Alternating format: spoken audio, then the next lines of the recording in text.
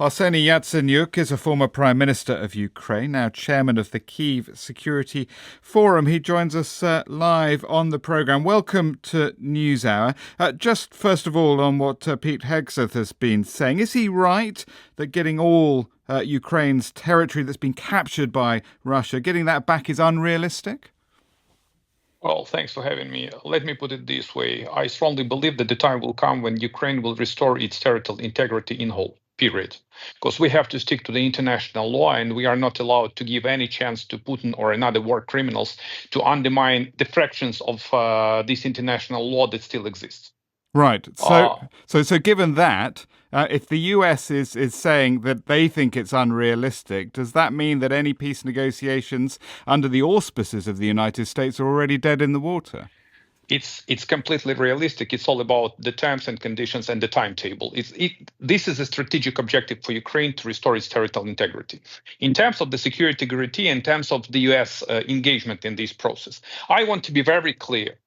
Without the United States, there is no chance for Ukrainian state to survive. Without the United States, there is a chance for dictators and autocrats like Putin, Xi, North Korea, Iran, and the rest of these terrorist states and pariahs to prevail in the war against democracy. So I was partly inspired by the message when he said that very strong and bold security guarantees are needed for Ukraine. But let's dig into details. Can we just deal with what the defense secretary said? He said that Ukraine could not join NATO. So what do you think would satisfy people in Ukraine in terms of those security guarantees short of joining NATO? Telling you frankly, I didn't expect anything else in terms of NATO membership. So I didn't have a crystal ball, but I predicted this a few months ago. The thing is that the best way to end this war and to provide the real security guarantees for Ukraine is to give Ukraine a full-fledged NATO membership perspective. But America's just saying that's completely off the table. I know. As of now, that's off the table. But as of now, I want to be very clear. But he mentioned security guarantees, and he believes that these security guarantees have to be owned only by the European Union.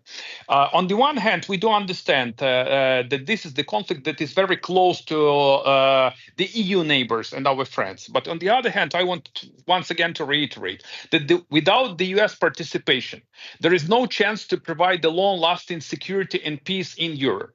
So even without an American boots on the ground, what we need urgently right now, we need the very strong and bold actions on the part of the US administration in terms of new security aid package for Ukraine.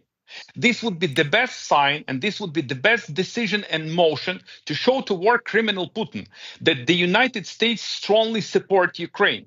Secretary said that he wants to have prosperous Ukraine.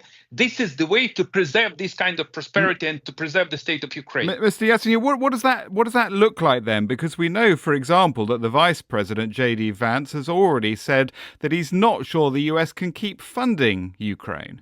Yeah, I can give you an example. In the first Trump administration, he did a brilliant job when he, for the first time in the history of our bilateral relations, provided a lethal weapon for Ukraine. I mean, javelins. So I kindly request President Trump, Mr. President, would you be so kind to do the same this time? What about the idea from President Zelensky about swapping Russian territory for Ukrainian territory and specifically handing back Kursk for some unspecified Ukrainian territory? Do you think that's a good idea? Well, here is the thing. There is no ongoing negotiations at this particular period of time. And as far as I see it, Putin wants to outplay, to cheat, and to outweight the Western world and Ukraine. So in current circumstances, I would prefer to hold my cards close to the chest without defining any kinds of terms and conditions of any negotiations with Russians. And once again, Russia is not willing to negotiate. In order to press Russia to get to the negotiating table, we have to be very bold and tough on Russia. The only language war criminal Putin understands is the language of strength. That's what President Trump said. Yeah. The peace through strength. So we can achieve it. And are you sure that Russia doesn't want to negotiate? We had the prisoner release on Tuesday, the American Mark Fogel, who was released by Russia, and Donald Trump made the link with possible negotiations over the war in Ukraine. I just wonder, are you worried that Washington and Moscow are formulating some sort of deal over Ukraine's head? That's what actually Secretary of Defense mentioned. I believe that the only format which is viable for Ukraine, and you started this program with this kind of message, the only viable format is to have Ukraine, the European Union, and the United States on the one side of the aisle, and Russians on the other side of the aisle.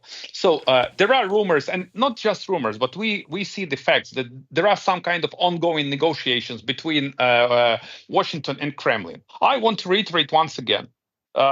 This is a clear-cut KGB operative tactics. He wants to outplay. And the reason why he decided to provide these kind of prisoners, that's not the prisoner swap, because it was a hostage.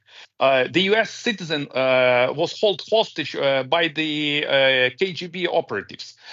So this was the way how to get some kind of positive attention from Washington.